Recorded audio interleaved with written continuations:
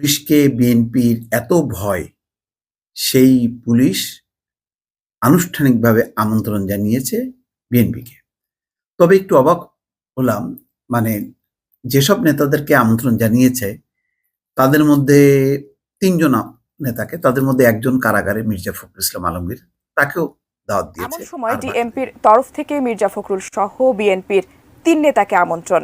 কিভাবে আমন্ত্রণ রক্ষা করবেন মির্জা ফখরুল? আসসালামু আলাইকুম সুপ্রিয় দর্শক বন্ধুরা, অবশেষে বাংলাদেশের রাজনীতি এবং বিএনপির রাজনীতির মোড় কোন দিকে ঘুরতে যাচ্ছে দর্শক বন্ধুরা, এবার শেষ পর্যন্ত পুলিশ আমন্ত্রণ জানাতে বাধ্য হয়েছে বিএনপিকে।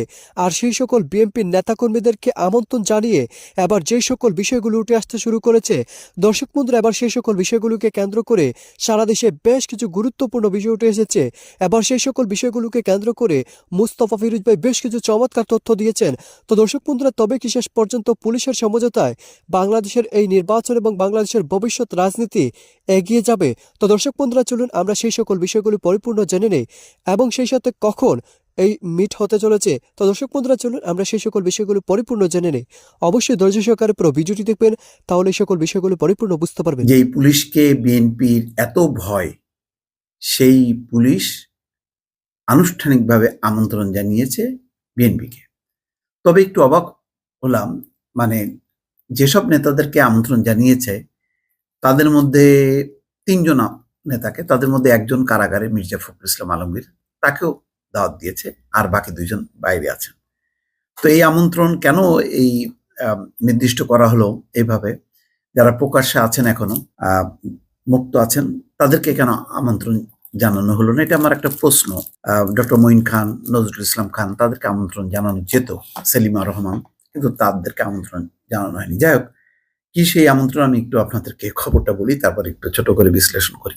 তবে ভালো, শুরুতেই বলি, এটা কোনো নেগেটিভ আলোচনা না। এটা পুলিশ এই রকম পরিস্থিতির মধ্যেও, মানে যেটা বলা হয় যে চূড়ান্ত রকমের দলীয়করণ, পুলিশ প্রশাসন দল একাকার, যেখানে সেখানে একটু ইন্ডিপেন্ডেন্ট একটা সত্তা হিসেবে যে সামনে আসার চেষ্টা এবং এই যে দাওয়াত করার ব্যাপারটা, এটা ভালো উদ্যোগ।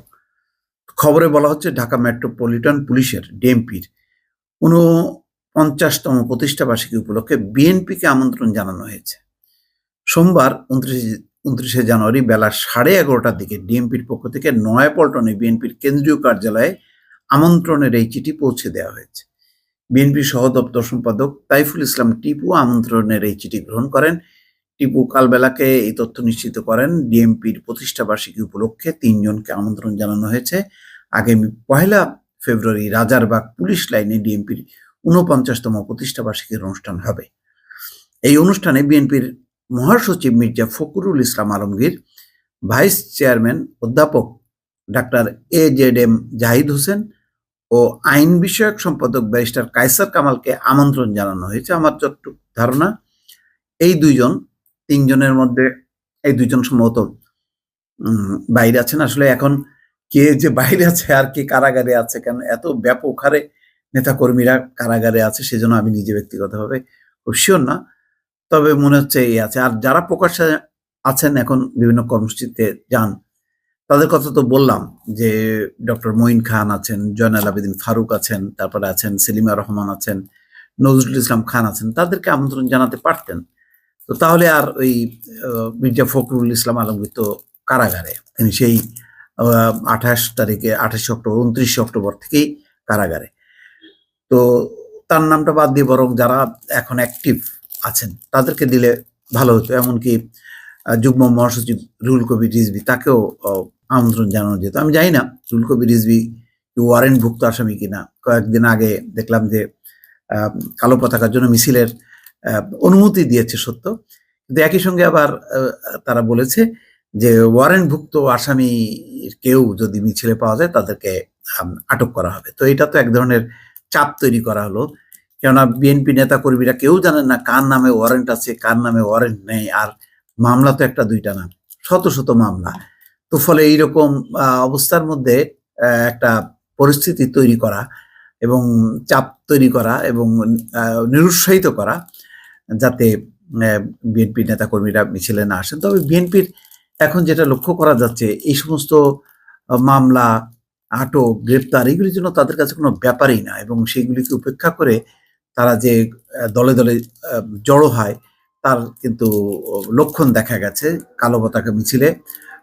অভাবনীয় তাদের একটি উপস্থিতি দেখা গেছে। আর পুলিশের ব্যাপারে তো বটেই, পুলিশ তো বাদী হয়ে যে হারে বেপরোয়াভাবে মামলা করছে, যার কারণে বিএনপি নেতা কর্মীদের সবচেয়ে বড় ভয় হচ্ছে পুলিশ যদি একটু নিউট্রাল থাকতো, যদি আইনানুগভাবে চলতো, তাহলে তারা এত ব্যাপকভাবে এই যে গ্রেপ্তার, নিপীড়ন, আইনি এই দুরবস্থার মধ্যে পড়তো না। কারণ বহু মামলা, তাদের এই সব মামলায় হাজিরা দিতে দিতেই জীবন শেষ। তো সেই জায়গা থেকে আবার এইরকম আমন্ত্রণ জানানো গত বছরও দিয়েছে সত্য, তো এবার পরিস্থিতি তো নির্বাচনের আগে যেরকম অবস্থা তাতে আরো নাজুক। তো তারপরও ডিএমপি প্রতিষ্ঠানগতভাবে, প্রাতিষ্ঠানিকভাবে যে এরকম একটি সিদ্ধান্ত নিতে পেরেছে বিএনপি নেতাদেরকে দাওয়াত দিয়ে। ঢাকা মেট্রোপলিটন পুলিশের ৪৯তম প্রতিষ্ঠাবার্ষিকী উপলক্ষে বিএনপিকে আমন্ত্রণ জানানো হয়েছে। সোমবার বেলা ১১টার দিকে ডিএমপির পক্ষ থেকে বিএনপির নয়াপল্টনে কেন্দ্রীয় কার্যালয়ে আমন্ত্রণের এই চিঠি পৌঁছে দেওয়া হয়েছে। বিএনপির সহ দপ্তর সম্পাদক তাইফুল ইসলাম টিপু আমন্ত্রণের চিঠি গ্রহণ করেছেন। বিএনপির একাধিক সূত্র বিষয়টি নিশ্চিত করে বলেছেন, ডিএমপির প্রতিষ্ঠাবার্ষিকী উপলক্ষে ৩ জনকে আমন্ত্রণ জানানো হয়েছে। আগামী ১ ফেব্রুয়ারি রাজারবাগ পুলিশ লাইনে ডিএমপির ৪৯তম প্রতিষ্ঠাবার্ষিকীর অনুষ্ঠান হতে যাচ্ছে। ডিএমপির ওই চিঠিতে বিএনপির মহাসচিব মির্জা ফখরুল ইসলাম আলমগীর, ভাইস চেয়ারম্যান অধ্যাপক ডাক্তার AZM জাহিদ হোসেন ও আইন বিষয়ক সম্পাদক ব্যারিস্টার কায়সার কামালকে আমন্ত্রণ জানিয়েছে ডিএমপি। ডিএমপির ওই আমন্ত্রণ পত্রের পর শুরু হয়েছে আলোচনা। বিএনপির মহাসচিব মির্জা ফখরুল ইসলাম আলমগীর বর্তমানে কারাগারে রয়েছেন। ডিএমপি চিঠি পাঠিয়েছে পল্টন কার্যালয়ে। এখন এই চিঠি ফখরুলের কাছে পৌঁছাবে কে? ডিএমপির আমন্ত্রণপত্র পেয়েছেন কিনা জানতে চাইলে বিএনপির আইন বিষয়ক সম্পাদক ব্যারিস্টার কায়সার কামাল জানান, তিনি এখনো আমন্ত্রণপত্র হাতে পাননি। দাওয়াত পাঠিয়েছে ডিএমপির পক্ষ থেকে, তো ব্যক্তিগতভাবে এখন পর্যন্ত আমার হাতে কোনো দাওয়াত কার্ড পৌঁছায়নি। আপনি যা বললেন যে পার্টি অফিসের দপ্তর থেকে অ্যাকনলেজ করা হয়েছে যে ওনারা পেয়েছেন, যদি হয়ে থাকেন আমাদের সাথে যোগাযোগ করবেন। আর একটা কথা, বিএনপির সংগ্রাম মহাসচিব সাহেব যে কারাগারে আছেন এটা তো সর্বজন বিদিত। জি, অ্যান্টিঅক্সিডেন্ট ও ফ্লেভোনয়েড সমৃদ্ধ ফ্রেশ প্রিমিয়াম টি 1 কাপে কাঁপিয়ে দিন। তো কারাগারে থাকা অবস্থায় ওনার নামে দাওয়াতটা দেওয়া, সেটা কিরকম শালীনতা বা কিরকম পর্যায়ে পড়ে সেটা। তো দর্শক বন্ধুরা, আপনারা হয়তো এই পুরো ভিডিওটি দেখে এবং এই সকল কথাবার্তাগুলো শুনে অবশ্যই বুঝতে পেরেছেন, অবশেষে বাংলাদেশের রাজনীতি এবং বাংলাদেশের বর্তমান পরিস্থিতির নানা বিষয়গুলিকে কেন্দ্র করে এবার পুলিশ একটি বৈঠক করতে যাচ্ছে, আর সেই বৈঠকে হয়তো কোনো সঠিক সমাধান আসতে পারে। তো দর্শক বন্ধুরা, আপনারা এই সকল তথ্যগুলো জেনে এবং মুস্তাফা ফিরোজ ভাইয়ের এই সকল বিশ্লেষণগুলো শুনে আপনারা কি বুঝতে পেরেছেন, তবে কি শেষ পর্যন্ত বাংলাদেশ একটি শান্তিপূর্ণ দেশ হতে চলেছে এবং পুলিশ যদি সদয় হয় তাহলে বাংলাদেশ অবশ্যই শান্তি ফিরে আসবে? তো দর্শক বন্ধুরা, এ বিষয়ে আপনাদেরকে মতামত অবশ্যই কমেন্ট করে জানিয়ে দেবেন। তো দর্শক বন্ধুরা, ভালো থাকুন, সুস্থ থাকুন, আল্লাহ হাফিজ, আসসালামু আলাইকুম রহমতুল্লাহি ওয়া বারাকাতুহু।